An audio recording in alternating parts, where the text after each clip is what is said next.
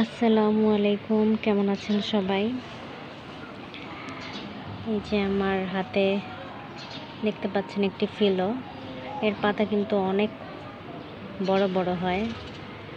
তো এখন আমার যখন নতুন গ্রোথ আসতেছে তখন দেখলাম পাতার সাইজ ছোট হয়ে যাচ্ছে।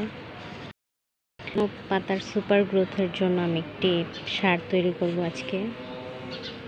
এখানে আমি নিয়েছি হাড়ের গুঁড়া, আর এখানে আছে 3 ধরনের ইপসম সল্ট, চিলেটেড জিঙ্ক আর বোরন সার।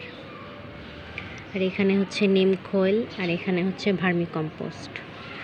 এই সবগুলো মিক্স করে একটি খাবার তৈরি করা হবে।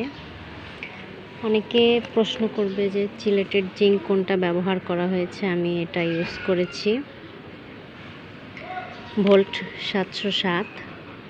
চিলেটের পরিমাণ এখানে 10% আছে।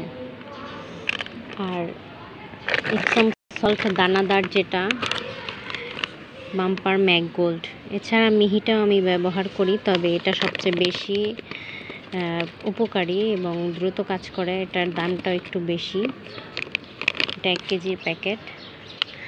আর সলু বোরন বা বোরন যেটা বলা হয়, বোরনটা হচ্ছে এটা। এই বোরনটা এটা উল্টা কাটা হয়েছে। পাতায় স্প্রে করার জন্য বোরন সার, এটা পাতায়ও স্প্রে করা যায়, আপনি চাইলে মাটিতেও স্প্রে করতে পারেন। এখানে দেওয়া আছে